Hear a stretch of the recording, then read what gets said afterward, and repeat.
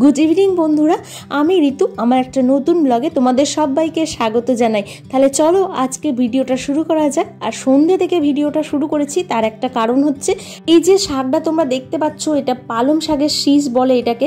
আর এইটা দিয়েই সরস্বতী ঠাকুরের ভোগ যেটা রান্নাটা হবে সেটা এইটা দিয়েই হবে।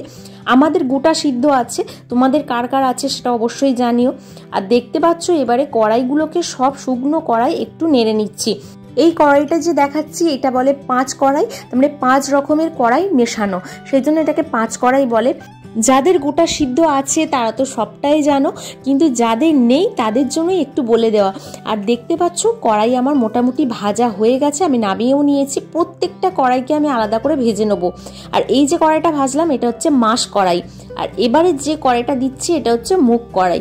গোটা সিদ্ধর মধ্যে কড়াইয়ের পরিমাণটা বেশি হলে গোটা সিদ্ধর টেস্টটা খুব ভালো হয়, জানো তো।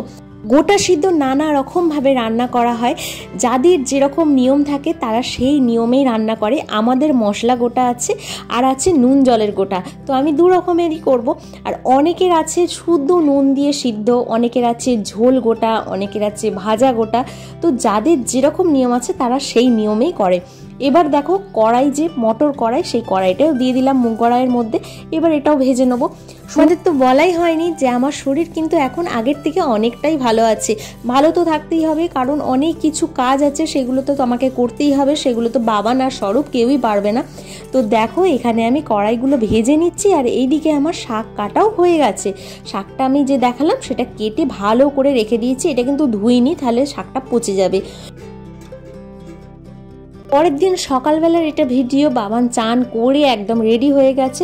আমি ওঠার আগেই বাবান আজকে উঠে পড়েছে। উঠে পড়ে চান টান করে আমাকে ডাকছে।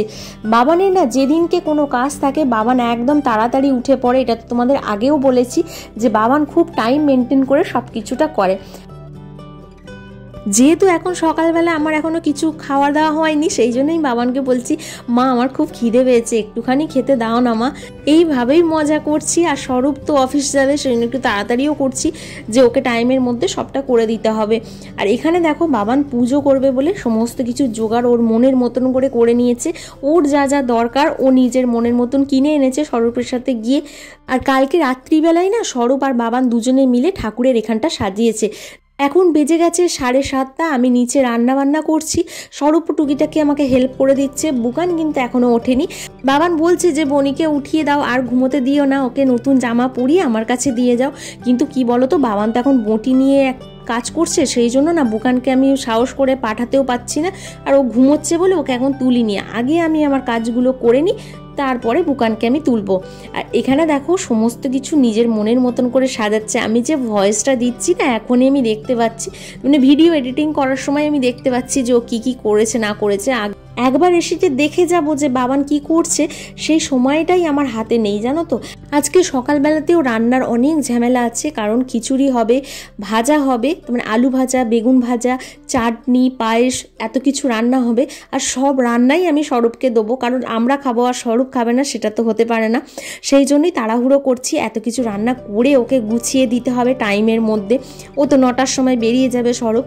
সরস্বতী পুজো আর সকাল থেকেই দেখো রান্না বান্না, ঘরের কাজ, এই সমস্ত নিয়েই থাকা। বাবান যে বয়সটার মধ্যে দিয়ে যাচ্ছে এই বয়সটাই কিন্তু সব থেকে ভালো, সেটাই আমি বাবানকে বলি। আর এখানে দেখো আমার ছোট্ট সোনা মা উঠে পড়েছে। আমি সাজিয়ে ওকে দিয়ে গেছি। ছোট্ট সোনা মাকে একটা চুড়িদার পরিয়ে দিয়েছি, কারণ শাড়ি ওকে পরাইনি, ও সামলাতে পারবে না, সেজন্য একটা সুন্দর চুড়িদার কিনে দিয়েছি। ও দেখো চুড়িদার পরে বসে পড়েছে। আর ওর পুজোর দিকে মন নেই, ওর কিসের দিকে কি চাইছে বলো তো। এখানে সন্দেশ চাইছে, সন্দেশটা দেখতে পেয়েছে, সন্দেশটা চাইছে।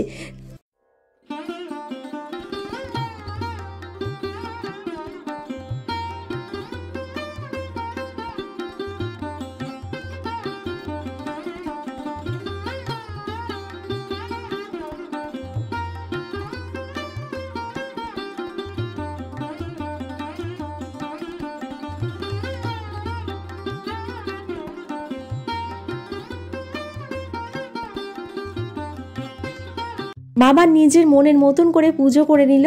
আর ঠাকুর এত সুন্দর এনেছে কিনে, তোমাদের কি বলবো, ছোট্টখাট্টোর ওপরে খুব সুন্দর ঠাকুর হয়েছে। বুকান এখানে বসে বসে সমস্ত কিছু পুজোটা দেখলো, কতটুকু ও বুঝেছে জানি না, তবে এইরকমভাবে বুকানও শিখে যাবে আস্তে আস্তে। আর দেখো এখানে বাবান চলে এসেছে, নিচে ঠাকুরকেও পুজো দিয়ে দেবে। আর এদিকে আমার বেগুন ভাজা দেখো একটু চুঙে চুঙে গেছে, কারণ এদিক ওদিক করছি তো, বাবান কি করছে না করছে নিচে সেটা একবার দেখতে গেছি, দেখতে গিয়ে আমার বেগুনটা একটু কালো হয়ে গেছে। অসুবিধে নেই, খুব একটা পড়েনি, তো খাওয়া যাবে। এখানে দেখো আলু ভাজা আমার হয়ে গেছে, বেগুন ভাজাও হয়ে গেছে। আর একদিকে আমি বসিয়ে দিয়েছি পায়েস, পায়েসের চালটা সিদ্ধ হয়েই গেছে। এবার দেখো বাতাসা কিছুটা দেবো, কিছুটা চিনি দিয়ে পায়েসটাকে ফুটিয়ে নামিয়ে নেবো। আর একদিকে করব আমি চাটনি। আমার আলু ভাজা আর বেগুন ভাজা যেহেতু হয়ে গেছে, চাটনিটা করে নেবো। টমেটো কাটা আমার হয়ে গেছে, দেখতেই পাচ্ছ। কুলও আমি ছাড়িয়ে রেখে দিয়েছি। ঠাকুরের যে ভোগ হবে গোটা সিদ্ধ, তার মধ্যে দেখো বেগুন দিতে হয়, আর দিতে হয় রাঙালু, আলু, শিম, এগুলো সমস্ত কিছু দিতে হয়। সমস্ত কিছু দেখো আমি একটা একটা করে জোগাড় করে এখানে রেখে দিয়েছি। কালকে রাত্রির বেলায় জোগাড় করে আমি রেখে দিয়েছিলাম। আর মশলাটা এখানে বেটেও নিয়েছি। মশলার মধ্যে আমি ব্যবহার করেছি আদা, গোটা জিরে, গোটা ধনে, আর গোলমরিচ, তেজপাতা, আর পরিমাণ মতন জল। আর কিচ্ছু এখানে দিইনি, এই মশলাটা দিয়েই আজকে ঠাকুরের ভোগটা রান্না হবে। আর এখানে দেখো গুড় নিয়ে নিয়েছি, এতে গুড় দিতে হয়, চিনি দিলে খুব একটা ভালো হয় না, গুড় দিলে না তার টেস্টটা খুব ভালো হয়, সেই জন্য দেখো গুড়টাও নিয়ে নিয়েছি।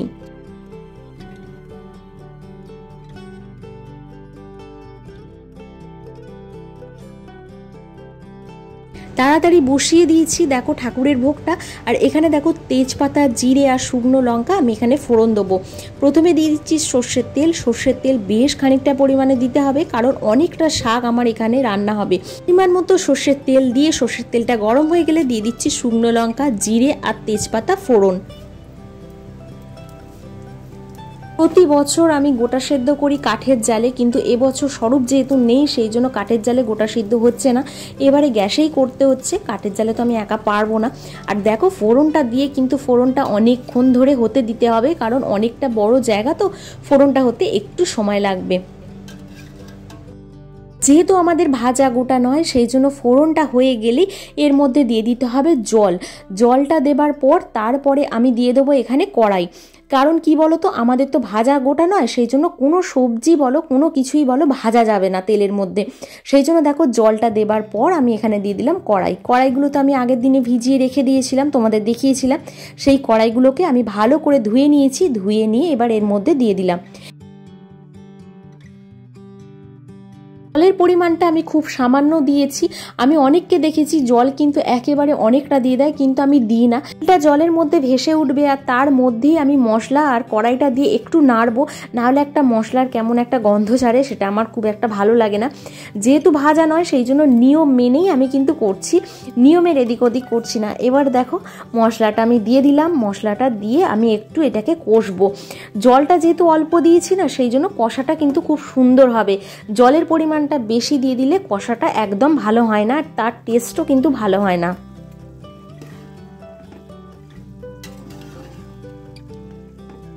এই বছরের গোটা সিদ্ধ খুব সুন্দর হয়েছিল। এইভাবে তোমরা একবার করে দেখতে পারো, যাদের যাদের গোটা সিদ্ধ নেই তারা একবার এইভাবে করে দেখতে পারো, খুব সুন্দর খেতে হয় গোটা সিদ্ধ।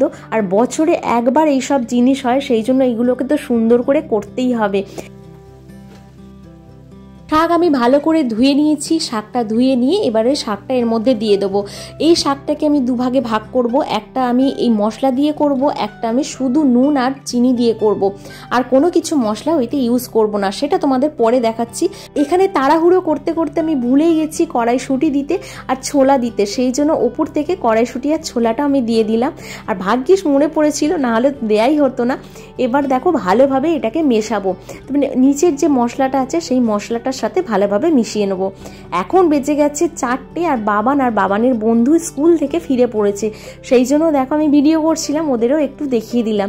কি সুন্দর লাগছে দেখো, নিজের ছোটবেলাটাকে যেন ওদের মধ্যে দেখতে পাচ্ছি। আমরাও একটা সময় এইভাবেই সরস্বতী পুজোর সময় মজা করেছি, আর মায়েরা সংসারের কাজ করেছে। আজকে দেখো আমি রান্না করছি আর বাবান ঘুরছে।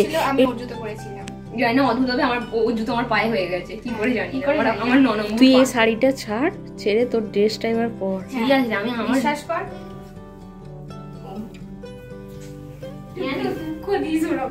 এবার এর মধ্যে দিয়ে দিচ্ছি পরিমাণ মতো নুন। নুনটা অনেকটাই দিতে হবে, কারণ বুঝতেই পারছো অনেকটা বেশি জিনিস।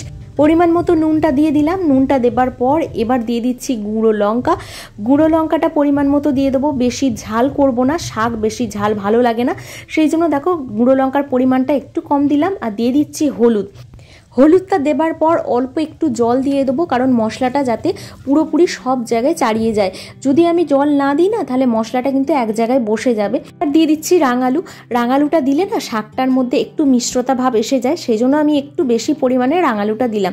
শাক একটু ঝাল ঝাল মিষ্টি মিষ্টি খেতে ভালো লাগে। আর দিয়ে দিচ্ছি শিম। শিমটা আমি ভালোভাবে ধুয়ে রেখে দিয়েছিলাম, শিমটাও এর মধ্যে দিয়ে দিলাম।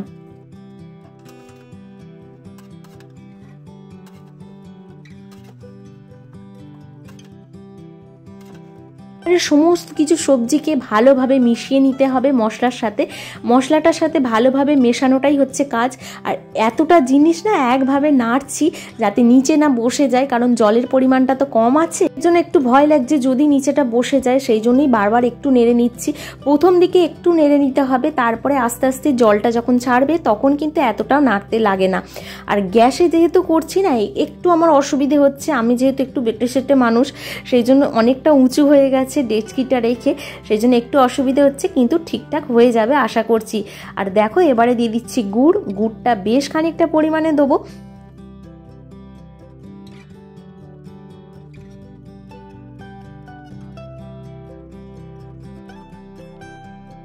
সমস্ত কিছু মেশানোটাই হচ্ছে কাজ, প্রত্যেকটা জিনিস যেন মিশে যায়।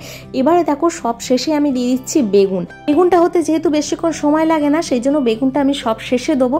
আর সমস্ত কিছু মশলা সবজি আমার দেওয়া হয়ে গেছে। এবারে আমি চাপা দিয়ে দিলাম। গ্যাসের ফ্লেমটা একটু আস্তে করে দেবো, দিয়ে চাপা দিয়ে রেখে দেবো। এবারে দেখো এইদিকে বসিয়ে দিয়েছি নুন জলের গোটাটা। এখানে দেখো ফোড়ন হয়ে গেছে আমার, যা যা ফোড়ন ওইটাতে দিয়েছিলাম এটাতেও সেম দিয়েছি। ফোড়নটা হয়ে যেতে জল দিয়ে দিলাম।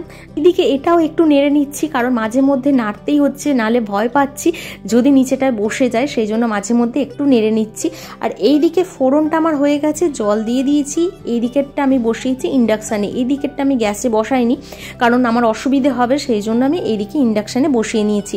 এবারে দেখো এর মধ্যে সমস্ত কিছু সবজি শাক আমার দেয়া হয়ে গেছে। বাবান আর একটু বেরোবে, এখন বেজে গেছে 5:30। বাবান একটুখানি পাড়ার ঠাকুরগুলো দেখে চলে আসবে। এবারে দেখো এর মধ্যে দিয়ে দিয়েছি গুড় আর দিয়ে দিয়েছি নুন, আর কিচ্ছু মশলা এখানে আমি দিইনি। গুড় আর নুন দিয়ে এবার অল্প একটু জল এখানে দিয়েছি, কারণ শাকটা কম আছে তো জলটা কম বেরোবে, সেই জন্য অল্প একটু জল আমি এখানে ইউজ করেছি। দিয়ে এটাকে দেখো আমি এবারে চাপা দিয়ে রেখে দেবো। আর এখানে আমার গোটা সিদ্ধ পুরোপুরি রেডি হয়ে গেছে। গোটা সিদ্ধ আমার ভালোভাবে সিদ্ধ হয়ে গেছে, দেখতেই পাচ্ছ কি সুন্দর দেখতে হয়েছে, আর খেতেও দারুণ হয়েছিল। এইভাবে একবার করে দেখো। এই গোটা সিদ্ধটাই হচ্ছে সরস্বতী পুজোর ভোগ আমাদের। প্রতি বছর এইভাবেই এই নিয়ম করেই হয়। আমি যে নিয়মে দেখালাম এই নিয়মটাই হচ্ছে আমাদের বংশের নিয়ম। এতটা জিনিস একার হাতে করেছি তো সেই জন্য হাতে একটু যন্ত্রণা হচ্ছে। শরীরটাও যেহেতু খুব একটা ভালো আছে তা নয়, সেই শরীর খারাপ নিয়েই করতে হয়েছে একার হাতে সব কিছু। আর স্বরূপও এসে গেছে, আমার রান্নাও কমপ্লিট হয়ে গেছে, আর স্বরূপও এসে গেছে। একটু ঘুরতে বেরোবো, স্বরূপ বলছে একটু ঘুরতে চলো, সারাদিন ধরে অনেক কাজ করেছো, একটু না ঘুরে আসলে মনটা ভালো থাকবে না। সন্ধ্যে থেকে আবার ভিডিওটা স্টার্ট করলাম। সকাল থেকে মোটামুটি কাজগুলো তোমাদের সামনে যতটুকু তুলে ধরেছি, আর প্রচুর কাজ ছিল। বেরোতে এখন খুব একটা যে ভালো লাগছে তাও নয়, আবার ঘরে থাকতেও ইচ্ছা করছে না, যেহেতু সরস্বতী পুজো সেই জন্য মনে হচ্ছে একটুখানি তো বেরোনো যেতেই পারে। তো সেই জন্য বুকান আমি আর স্বরূপ 3 জনে মিলে বেরোবো। বাবান সকাল থেকে প্রচুর ঘুরেছে, বাবানকে নিয়ে আর বেরোবো না, আমরা 3 জনে মিলে বেরিয়ে যাব, একটু ঠাকুর দেখে আসবো, মনটা ভালো হয়ে যাবে।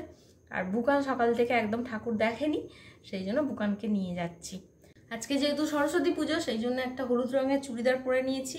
চুড়িদারটা তো আগেও দেখেছো, দুর্গাপুজোর সময় পরেছিলাম। আর কেমন লাগছে অবশ্যই বলো কমেন্টসের মাধ্যমে, যদি ভালো লেগে থাকে তাহলে অবশ্যই জানিও, খারাপ লাগলেও বলো। প্রতি বছর স্বরূপের ছুটি থাকে, কিন্তু এবছর স্বরূপের ছুটি ছিল না, এবছর স্বরূপকে বেরোতে হয়েছিল, সেই জন্য একা রাতে না বুকানকে নিয়ে এতটা রান্না বান্না করা একটু অসুবিধার মধ্যে পড়তে হয়েছে। আর গোটা সেদ্ধ কি বলো তো, মানে কাঠের জালে করলে না তার টেস্টটা আলাদা হয়, কিন্তু এবছর আমি একা তো কাঠের জালে একদমই পারবো না, ওটা অভ্যেস নেই আমার, তো পারবো না। তো সেই জন্য গ্যাসেতেই করেছি, কিছু করার নেই। খারাপ হয়নি, ভালো হয়েছে, কিন্তু কাঠের জালে জিনিসটা অন্য রকমের টেস্ট হয়। সেই কাঠের চালের টেস্টটা কিন্তু গ্যাসেতে আসবে না।